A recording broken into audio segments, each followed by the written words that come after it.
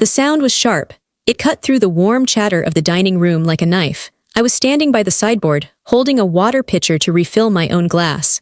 The heavy crystal felt cold in my hand. That was when the bell rang. It was a small silver bell, usually kept on the mantel for decoration. My 12-year-old nephew Oliver held it up. He looked right at me with a smirk on his face. "Servants must come when called," he said. The room went quiet for a second. Then the laughter started. It wasn't nervous laughter. It was loud. It was practiced. It was cruel. I looked at my sister, Heather. She sat at the head of the table. She didn't scold him. She just swirled her wine and smiled. "Well," she said lightly, her voice carrying across the room, "Evelyn has always been good at serving others. It's all she is really good at, isn't it?" I waited. I waited for my mother to speak. I waited for my uncle or my cousin to defend me. I waited for anyone to say that I was their family, not their hired help. No one said a word. They just smiled and kept eating. My hand shook as I set the glass down on the table. I didn't yell, I didn't cry. I simply turned around and walked out of the room. They didn't know it yet, but that silence was the sound of their world ending. Before we dive in, make sure to like this video, subscribe to the channel, and drop a comment below telling me, where in the world are you watching from? My name is Evelyn Claire Ashford. I am 38 years old. People usually describe me as calm. They say I am composed. They say I am the quiet one. For a long time, I thought being quiet was a good thing. I thought it meant I was strong. I thought it meant I could handle things without complaining. But silence can be dangerous. If you stay silent for too long, people stop hearing you. They forget you are even there. They forget that you are a person with feelings. That is what happened with my family. It didn't happen all at once. It was a slow process. It started 5 years ago, inside the office of our family attorney, Patricia Crane. It was a rainy Tuesday. I remember the sound of the rain hitting the window pane. My mother, Margaret, was there. My sister, Heather, was there. My uncle Marcus was sitting in the corner. We were all wearing black. We had just buried my grandmother, the matriarch of the Ashford family. Everyone was nervous. We all knew there was a lot of money involved, but the biggest question was the house. Ashford Manor. Ashford Manor is not just a house. It is a massive estate. It has 32 rooms. It sits on 40 acres of perfectly manicured land. It is historic, it is beautiful, and it is worth over $8.5 million. Heather was sitting on the edge of her seat. She looked perfect, as always. She had her blonde hair pulled back in a sleek bun. She was wearing a designer dress that cost more than my first car. She was holding her husband Brad's hand. She squeezed it tight. Heather expected the house. Everyone expected Heather to get the house.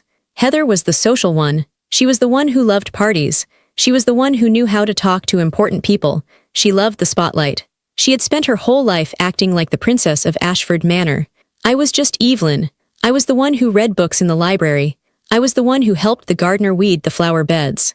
I was the one who sat with grandmother when she was sick, holding her hand while she slept. Patricia Crane cleared her throat.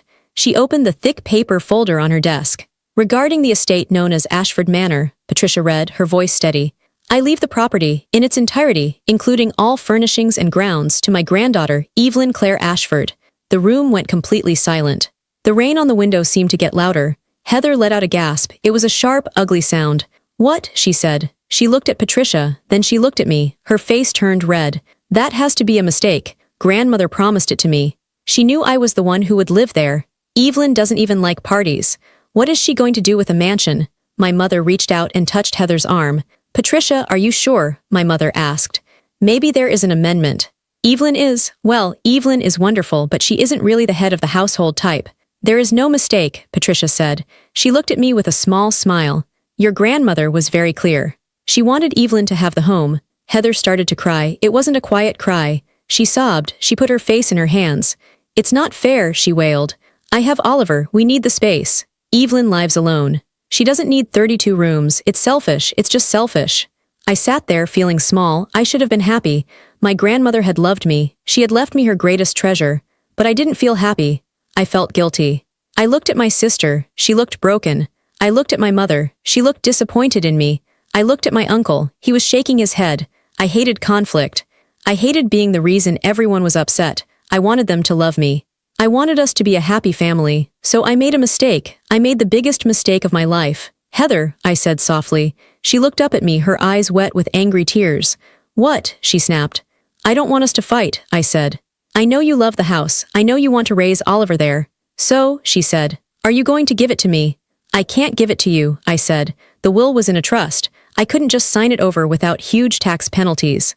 But you can live there, Heather blinked. What do you mean? I mean you can move in, I said. You and Brad and Oliver, you can live there rent-free. You can have the master suite. I'll stay in the guest cottage on the edge of the property, or I'll just visit. You can run the house, just take care of it. The room changed instantly. Heather's tears stopped. A smile spread across her face. It was like the sun coming out after a storm. Really? She asked. You would do that? Yes, I said. We are sisters. Family is more important than a house. My mother clapped her hands together. Oh, Evelyn, that is so noble of you. That is the right thing to do. You've saved the family. Heather jumped up and hugged me. Thank you, Evie. You're the best. I promise I'll take such good care of it. It will be amazing. I felt a warm glow in my chest. They were happy.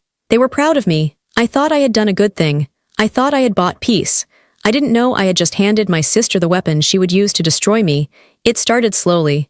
The first month, Heather moved in. She brought 5 moving trucks. She filled the closets with her clothes. She hired a staff, a cook, a cleaner, a gardener. I was happy for her. I stayed in my small apartment in the city, about 30 minutes away. I came to visit on weekends. At first, Heather was grateful. Thank you for letting us be here, she would say when I walked in the door. But that gratitude didn't last long. By the 6th month, things began to change. I came over for Sunday dinner. I walked into the living room. The beautiful, antique blue drapes my grandmother had loved were gone. In their place were heavy, gold velvet curtains. They looked gaudy. Oh, I said, looking at the windows. You changed the drapes. Heather didn't even look up from her phone. The old ones were dusty, she said. These are more modern, better for hosting.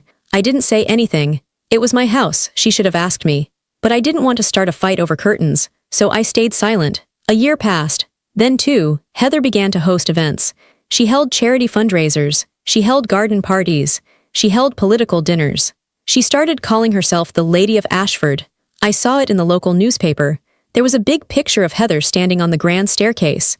She was wearing a long red gown. The headline read, Heather Morrison opens her historic home for charity. The article didn't mention me. It didn't say she was a tenant. It said her home. I cut the article out. I stared at it for a long time. I felt a lump in my throat. It doesn't matter, I told myself. It's just words in a paper. I know the truth. The deed is in my name. But the truth is, facts don't matter if everyone believes a lie. Heather was rewriting history, and I was letting her do it. When I visited, the staff looked at me strangely. I don't think Heather told them I was the owner. I think she told them I was just the sister who visited sometimes. The maid would ask me to move my car so guests could park. The cook would tell me I couldn't have a snack because the food was for the party. I never corrected them. I just moved my car. I just put the apple back in the bowl. While Heather played the rich socialite, I was the one paying the bills. Owning a mansion is expensive. The property taxes alone were over $100,000 a year. The insurance was massive. The repairs were constant. Every month, I wrote checks. I have a good job. I own a successful consulting firm, but the house was draining my savings. I worked late nights to pay for the roof repairs Heather demanded. I paid for the new heating system she said was absolutely necessary. I paid for everything. Heather paid for nothing. She bought new cars. She went on vacations to Europe. She bought ponies for Oliver. She spent her money on herself while I spent my money keeping the roof over her head. I thought she would appreciate it. I thought she knew, but entitlement is a strange disease. It makes people blind. Heather stopped seeing my generosity. She started seeing it as her right. That brings us to the dinner. It was a Thursday night. My mother was there. My Uncle Marcus was there. My cousin Jennifer was there. It was a family dinner, Heather said, but really it was a show. The table was set with the best china, my grandmother's china. There were 3 courses. The wine was expensive. I was sitting at the side of the table. Heather was at the head, where the owner should sit. The conversation was all about Heather's new project. She was planning a massive spring gala on the lawn. It's going to be fabulous, Heather said, waving her fork. We'll have a tent, a live band, huge floral arrangements. I'm going to invite the mayor. That sounds expensive, I said quietly. Who is paying for the tent? Heather stopped chewing. She looked at me with a frown. Well, the estate covers the events, Evelyn. Obviously, it's for the reputation of the house. The estate is me, I said. My bank account. Don't be tacky, Evelyn, my mother said. She took a sip of wine. Heather is doing all the work. She is the one organizing it. You should be grateful she is keeping the family name relevant. Yes, Uncle Marcus added. Heather is working very hard. You just have to write a check. That's the easy part. I looked down at my plate. The easy part. Working 60 hours a week to fund this lifestyle was the easy part. I felt my chest tighten. I looked at my nephew Oliver. He was 12 years old now. He was wearing a little suit. He looked just like his father. He was watching me. He wasn't eating. He was just watching me with cold, bored eyes. He had grown up in this house. He had grown up watching his mother treat me like an annoyance. He had learned his lessons well. I stood up to get more water. The crystal pitcher was on the sideboard. I walked over to it. I felt tired. I was so tired of paying. I was so tired of being invisible in my own home. I poured the water into my glass. Cling, cling, cling. I froze. I turned around. Oliver was holding the silver bell. It was the bell my grandmother used to use to call the maid in the 1980s. We hadn't used it in 20 years. Oliver rang it again. He looked right at me. "Servants must come when called," he said. The words hung in the air. I looked at the table. I looked at my family. This was the moment. This was the moment for my mother to say, "Oliver, that is rude. Apologize to your aunt." This was the moment for Heather to say, "Oliver, Evelyn is the owner of this house. Show some respect." But they didn't. They laughed. My mother chuckled. Uncle Marcus smirked. Cousin Jennifer covered her mouth to hide a giggle. And Heather smiled. She swirled her wine. She looked at me with that pitying, condescending look she always gave me. "Well," she said, "Diana's always been good at serving others. It's all she's good at." Something inside me snapped. It wasn't a loud snap. It was a quiet one. It was the sound of a bridge collapsing. I looked at them, really looked at them. I saw the jewelry I had paid for. I saw the food I had bought. I saw the roof I kept over their heads. And I saw that they didn't care. They didn't love me. They thought I was a tool. They thought I was a purse. They thought I was a servant. I didn't say a word. I put my glass down. I didn't drink the water. I walked out of the dining room. I walked down the long hallway. I walked past the portraits of our ancestors. I opened the heavy oak front door. I walked out into the cool night air. My car was parked in the driveway, off to the side, so I wouldn't block Heather's view. I got in. I started the engine. I drove away from my house. I was done. The heir who never corrected anyone was gone, and she wasn't coming back.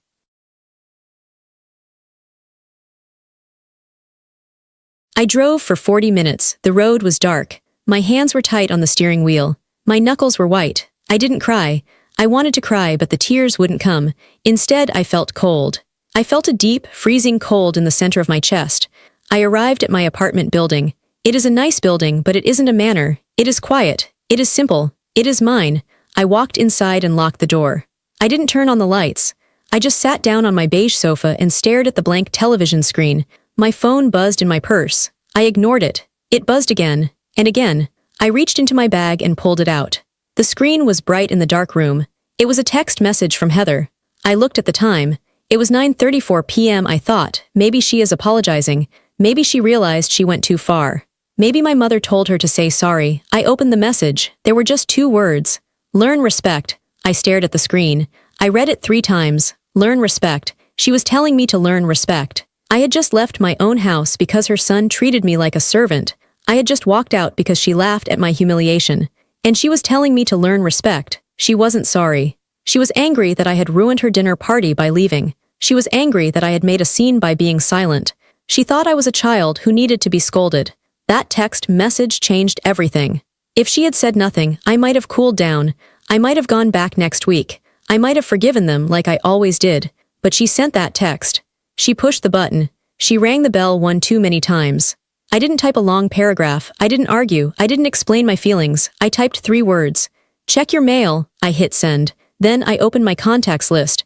I scrolled down to see Patricia Crane. Patricia was my grandmother's attorney. She was also my attorney. She had known me since I was a little girl. She knew exactly what was happening at the manor. She had warned me years ago that this would happen. I pressed the call button. It rang 4 times. "Evelyn," Patricia's voice was groggy. It was late. "Is everything all right?" "No, Patricia," I said. My voice was calm. It didn't sound like my voice. It sounded like a stranger's voice. "I need you to do something for me, right now. It's almost 10 o'clock, Evelyn. I know, I'm sorry, but this can't wait. I need you to send a courier to the manor." Patricia paused. I could hear her sitting up in bed. The tone of her voice changed. She became a lawyer instantly. "What are we sending?" "An eviction notice," I said. Silence. "Are you sure?" Patricia asked. "Once we do this, Evelyn, there is no going back. This is a nuclear option." "I am sure," I said. "I want them out, all of them. Heather, Brad, Oliver, I want them out of my house." "On what grounds?" "There is no lease," I said. "They are guests at will. I am revoking the invitation." "Give them the standard notice." 30 days. I can have the papers drawn up in 20 minutes, Patricia said. I have a courier service that works 24/7 for emergencies. They can be there by midnight. Do it, I said. Okay, Patricia said. I'll call you when it's delivered. I hung up the phone. I sat in the dark. My heart was beating fast, but my hands were steady. I walked to the kitchen and poured myself a glass of water. I drank it standing up. For the first time in 5 years, I didn't feel like the little sister. I didn't feel like the quiet one. I didn't feel like the victim. I felt powerful. I looked at my phone. Heather hadn't replied to my text. She probably thought I was bluffing. She probably laughed at it. Check your mail. What could Evelyn possibly do? She was about to find out. I waited. At 11:58 p.m., my phone buzzed. It was a text from Patricia. Delivered. Handed directly to Heather Morrison at the front door. I took a deep breath. And then the storm began. The first call came at 12:01 a.m. It was Heather. I let it ring. The phone stopped. Then it started again immediately. She called again and again and again, 9 times. My phone was dancing across the coffee table. The screen lit up the room with her name. Heather, Heather, Heather. She wasn't texting anymore. She needed to hear my voice. She needed to know this was a mistake. On the 10th ring, I picked it up. Hello, I said. You can't do this, Heather screamed. She wasn't crying yet. She was furious. Her voice was high and sharp. It hurt my ear. You can't evict me from my house. Who do you think you are, sending a stranger to my door at midnight? You scared Oliver. You scared me. I listened. I let her scream. It's a prank, right? She yelled. It's some sick joke because you're mad about the bell. You're being dramatic, Evelyn. Extremely dramatic. Call the lawyer and tell her it was a mistake. It's not a mistake, I said. It is, she shouted. You can't kick me out. I live here. You live there because I let you, I said. It's not your house, Heather. It's mine. We have an agreement. We had a verbal agreement, I corrected her. I said you could stay as long as you took care of the place. You haven't taken care of it, and you haven't treated the owner with respect.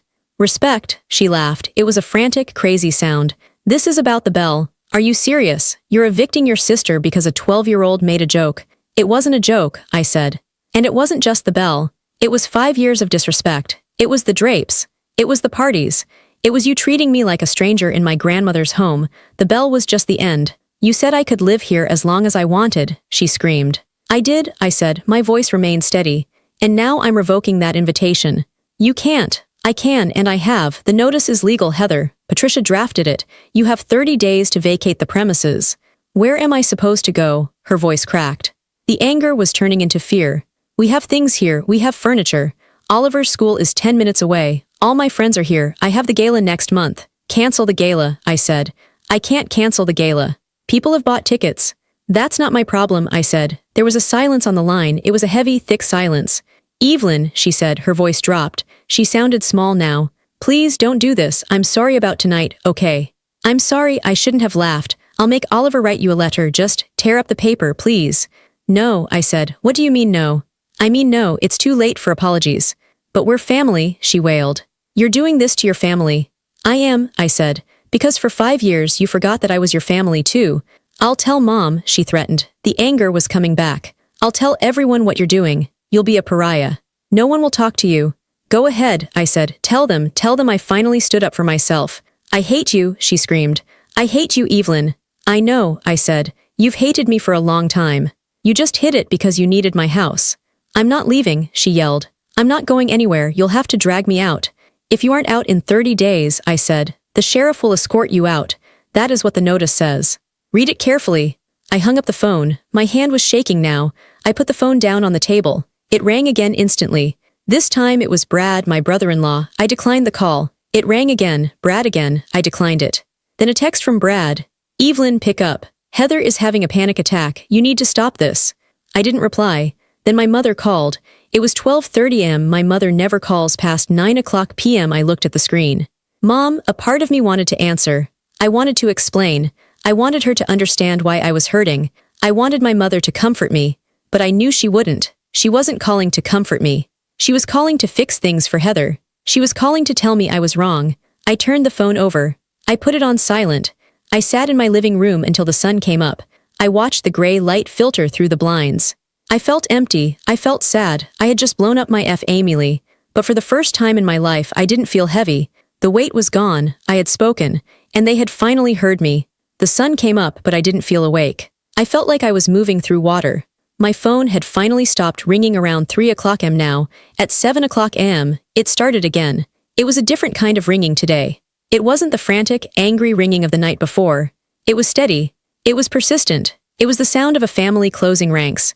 I sat at my small kitchen table with a cup of black coffee. I looked at the screen. Incoming call, Mom. I knew I had to answer eventually. If I didn't, she would come here. She had a key to my apartment. The thought of her barging in, looking disappointed and perfect, made my stomach turn. I took a deep breath. I slid my thumb across the screen. Hello, Mother, I said. Evelyn Claire Ashford. Her voice was low. It was the voice she used when I had broken a vase as a child. It was the voice of disappointment. I just got off the phone with Heather. She is hysterical. She says you evicted her. Please tell me she misunderstood. She didn't misunderstand, I said. I sent her a 30-day notice. Why? My mother asked. Because of a dinner party. Because of a joke? It wasn't a joke, Mother. You were there, you heard Oliver, you heard Heather, and you heard the laughter, you laughed too. Oh, stop it, she snapped. We were having wine. It was a festive mood. You are being incredibly sensitive. You have always been sensitive, Evelyn. You take everything so seriously. I take being treated like a servant in my own house seriously, I said. It is Heather's home, she said. The words hit me like a slap. No, Mother, I said calmly. It is my home. Grandmother left it to me. My name is on the deed. I pay the taxes. I pay the insurance. I pay for the repairs. Heather just lives there. Technicalities, my mother scoffed. Grandmother made a mistake. We all know that. Heather is the one who uses the house. She is the one who fills it with life. She has a child. You are a single woman living in an apartment. What do you need a mansion for? It doesn't matter what I need it for, I said. It is mine, and I am tired of being bullied. Bullied, my mother sighed loud and long. You are not being bullied. You are being supported. We let you be part of everything. Heather invites you to every party. She includes you, and this is how you repay her, by throwing her on the street. She isn't on the street. She has 30 days, and she has a husband with a job. They can rent a house. You are being cruel, my mother said. Her voice became hard. Your father would be ashamed of you, tearing the family apart over hurt feelings. Fix this, Evelyn. Call Patricia. Rescind the notice. Apologize to your sister. No, I said. Excuse me. I said no, I am not fixing it. I am not apologizing. Goodbye, Mother. I hung up. My hands were shaking so hard I spilled coffee on the table. I didn't have time to clean it up. The phone rang again. Incoming call, Uncle Marcus. I let it go to voicemail. Then a text came from him. Evelyn, this is beneath you. You are the quiet one, the sensible one. Don't let jealousy ruin your relationship with your sister. She is the mother of your nephew. Be the bigger person. Call me. Jealousy. They thought I was jealous. They thought I wanted Heather's life. I didn't want her life. I just wanted her respect. Then came the email from my cousin Jennifer. The subject line was, really? I opened it. Evie, I heard the news. This is crazy. Heather is a mess. She meant well at the dinner. She was just trying to be funny. You know her sense of humor. She loves you. Please don't kick her out. Think about Oliver. He's crying his eyes out. I deleted the email. I put the phone in a drawer. I needed to see something. I walked to my small home office. I opened the filing cabinet. I pulled out the thick folder labeled Ashford Manor Finances. I sat on the floor and spread the papers out. There were 4 years of bank statements, 4 years of receipts. I looked at the numbers. Roof repair, $42,000. I paid that the year Heather decided the slate tiles looked dingy. Heating system upgrade, $18,000. I paid that when Brad complained the master bedroom was drafty. Landscaping overhaul, $25,000. I paid that before Heather's first summer garden party. Property taxes, $112,000 per year. I did the math. I added it all up. Over 4 years, I had spent nearly $600,000 on that house. And what had Heather contributed? She bought groceries. She paid for the maid who wouldn't look me in the eye. She bought throw pillows I wasn't allowed to move. I looked at the total number. It was a fortune. I had worked nights. I had worked weekends. I had skipped vacations. I had driven an old car. Also, Heather could play Lady of the Manor. And in exchange, she taught her son to ring a bell at me. The guilt began to fade. My mother said I was cruel. My uncle said I was jealous. My cousin said I was crazy. But looking at these papers, looking at the cold, hard math, I realized something else. I wasn't cruel. I was a bank. And the bank was finally closed. I took a picture of the total sum. I didn't send it to them. I kept it for myself. I needed to remember this feeling. I wasn't the villain. I was the one who had been paying for the stage they were all acting on. The phone in the drawer muffled a ring. It was probably Heather again. Or maybe Brad. I didn't answer. I left the papers on the floor. I walked into my bedroom and laid down.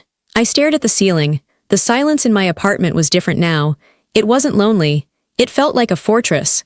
They could call all they wanted. They could scream. They could guilt-trip me, but the notice was delivered. The clock was ticking. Day 1 was over. 29 days to go.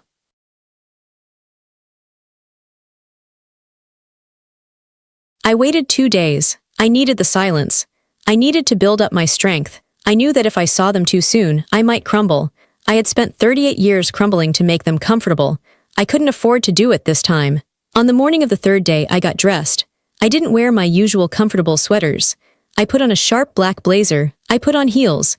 I pulled my hair back tight. I drove to Ashford Manor. The drive was beautiful. The leaves were turning orange and gold. The long, winding driveway was lined with old oak trees. Usually, when I drove up this driveway, I felt anxiety. I worried if my car was too dirty. I worried if I was parking in the wrong spot. I worried if Heather would be in a bad mood. Today, I didn't feel anxiety. I felt ownership. I pulled my car right up to the front steps. I didn't park off to the side. I parked directly in front of the grand oak doors. I got out. I didn't knock. I used my key. I walked into the foyer. It smelled like fresh lilies and expensive wax. It was quiet. "Hello," I called out. My voice echoed off the marble floors. There was a scurrying sound. Heather appeared at the top of the stairs. She looked terrible. My sister was always perfect. Her hair was always done. Her makeup was always flawless. Today she was wearing a silk robe that was wrinkled. Her hair was messy. Her eyes were red and puffy. She wasn't wearing any makeup. She looked older. She looked scared. She ran down the stairs. "Evelyn," she gasped. She reached out as if to hug me, but I took a step back. She froze. "You came," she said. "Thank God, I knew you would come. I knew you wouldn't really go through with this." "I came to collect some of grandmother's books from the library," I said calmly. "And to see how the packing is going." Heather's face fell. "Packing? Evelyn, please, we haven't packed, we aren't leaving." "You have 28 days left," I said. I looked at my watch. "Technically 27 and a half. "Stop it," she cried. She grabbed my arm, her grip was tight. "Stop acting like this. This isn't you, you're the nice one, you're the sweet one."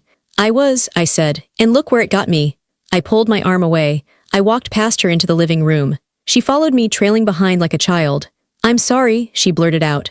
"Okay," I said it, "I'm sorry. The bell thing was stupid. It was tasteless. I shouldn't have laughed. I was drunk. I was just caught up in the moment."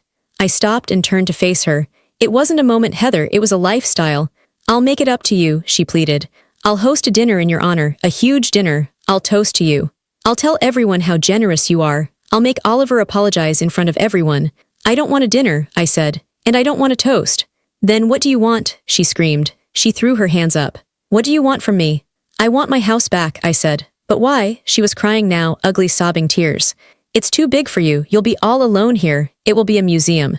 We fill it with life. You fill it with lies," I said. I looked around the room. I looked at the velvet curtains. I looked at the furniture she had rearranged. "4 years ago, I gave you a home," I said. My voice was quiet, but it was sharp. It cut through her sobbing. "I gave you a sanctuary. I paid every bill so you could live like a queen. And what did you do?" Heather sniffled. "I took care of it." "No," I said. "You turned it into a theater. You used it as a stage set for your life. You pretended you owned it. You pretended I didn't exist. And you taught your son, my nephew, that I was nothing more than help to be summoned. He's just a child." "He is 12, I said. "He knows what respect is. He treats his teachers with respect. He treats his friends with respect. He treats you with respect. He only treats me like that because he watches you do it." Heather went pale. She knew it was true. "Please," she whispered. "Oliver goes to school here. His friends are here. My social circle is here. If we leave, everyone will know. They'll know I was kicked out. I'll be humiliated." "You humiliated me," I said. "In front of our family. In front of your son. You didn't care about my feelings then. Why should I care about your social standing now?" She stared at me. She looked at me like she had never seen me before. "You're enjoying this," she accused me. Her eyes narrowed. "You like seeing me beg." "I don't enjoy it," I said honestly. "It makes me sick. I feel terrible, Heather. My heart is breaking." "Then stop." "I can't," I said. "Because if I stop now, if I let you stay, I am telling you that it's okay to treat me like garbage. I am telling myself that I don't deserve better. And I am done telling myself that."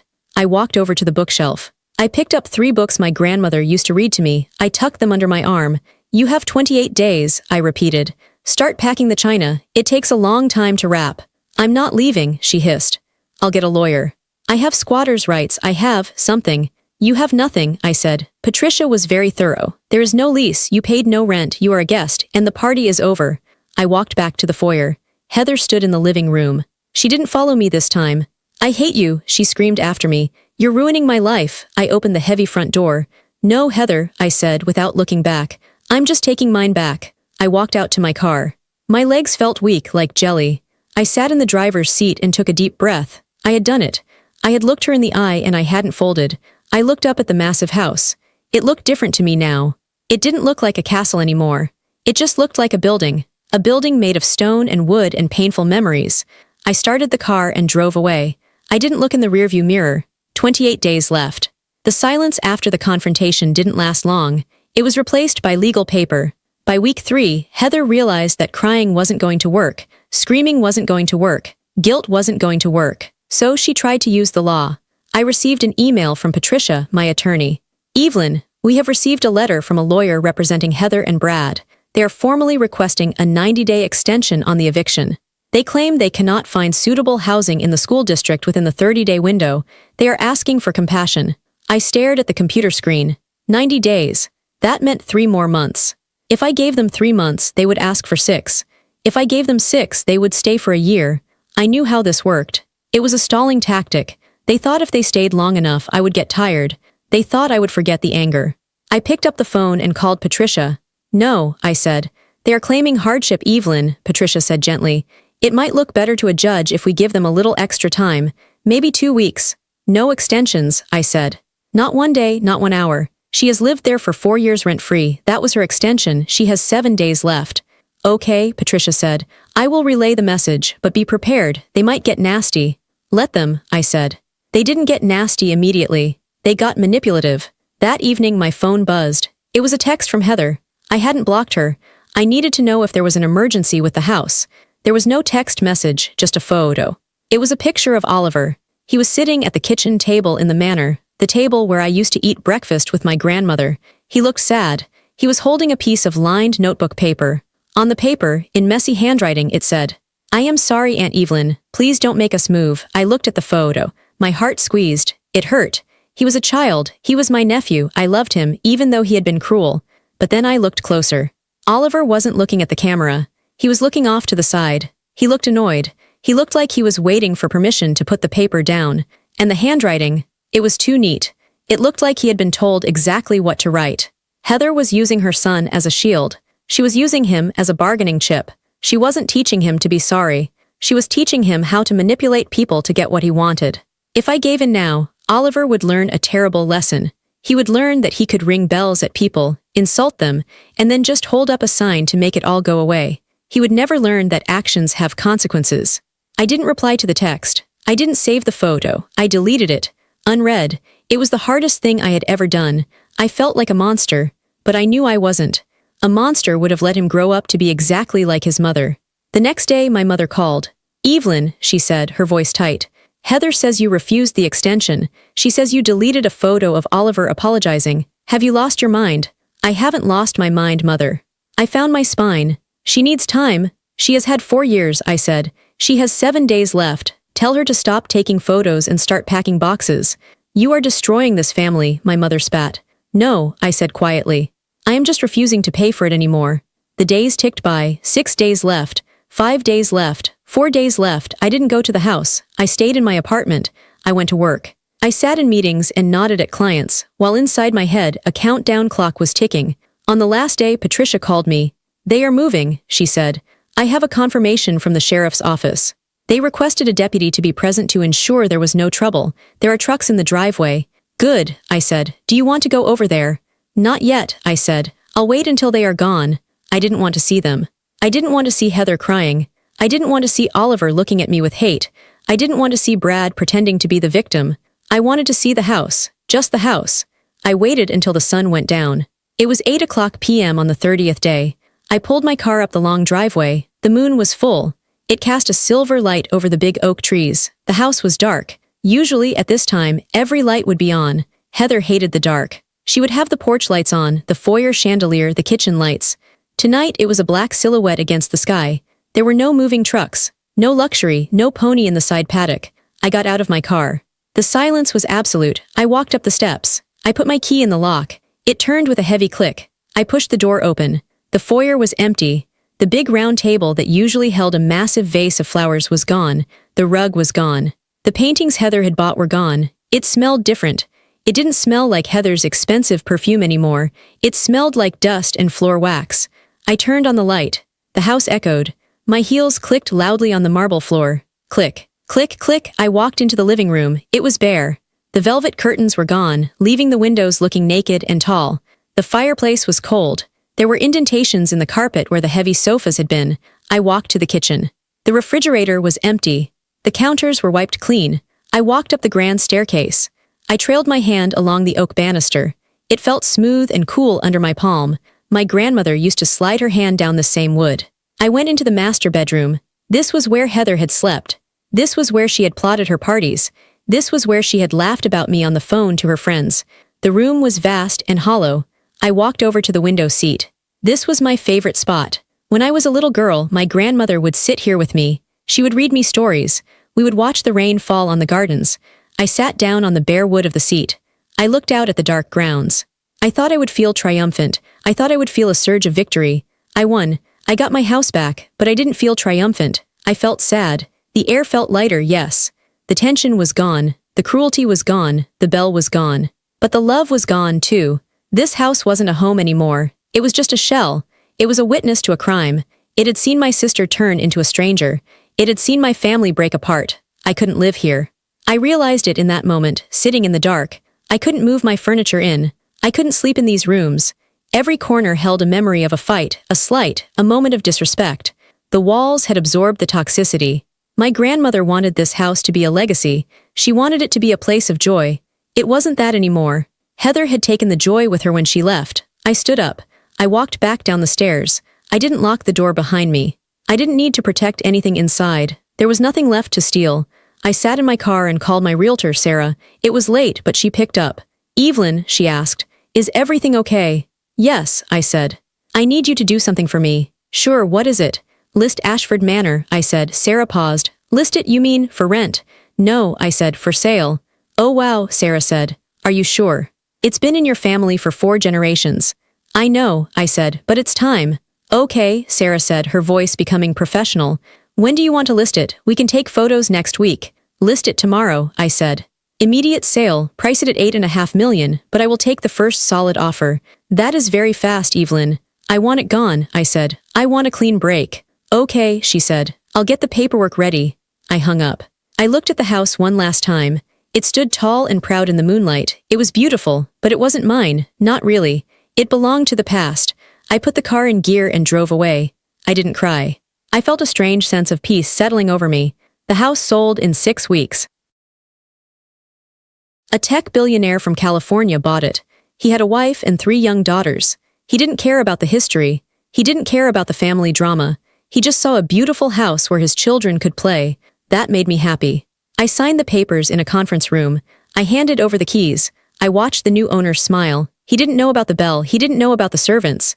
He didn't know about the pain. He was starting fresh. And so was I. A week after the sale closed, my mother came to visit me at my apartment.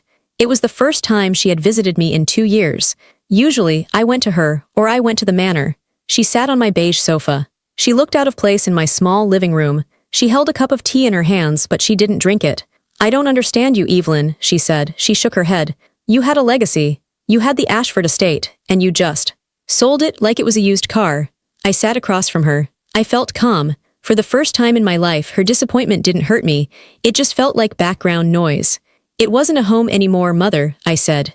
"Grandmother wanted that house to be filled with love. She wanted it to be a place where family took care of each other.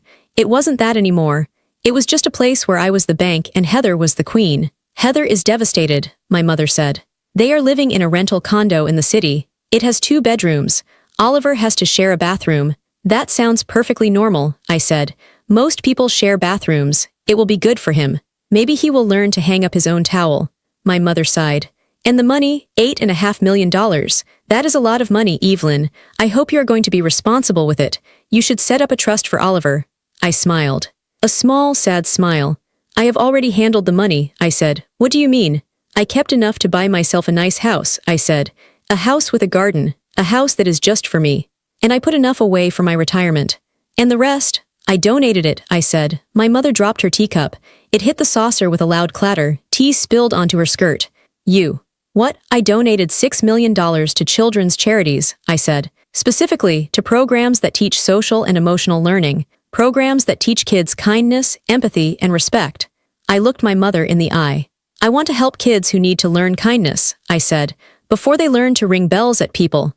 My mother didn't say anything. She stared at me with her mouth open. She finally realized that she had no power here. She had no control. The money was gone. The house was gone. The leverage was gone. She left 10 minutes later. She didn't say goodbye. She just walked out. I haven't spoken to Heather since the day I evicted her. I hear she is still angry. I hear she tells everyone I am crazy. That is fine. She can tell her story. I am busy living mine. A few months later, I drove past Ashford Manor one last time. I stopped the car at the end of the driveway. I looked through the iron gates. The tech billionaire and his family had moved in. I saw a little girl running across the front lawn. She was chasing a dog. She was laughing. Her father was running after her, trying to catch her. There were no velvet ropes. There were no fundraisers. There was no pretense. It looked like a home again. I felt a warm feeling in my chest. I had done the right thing. I had broken the cycle. I put the car in drive. I rolled down the window and let the cool air hit my face.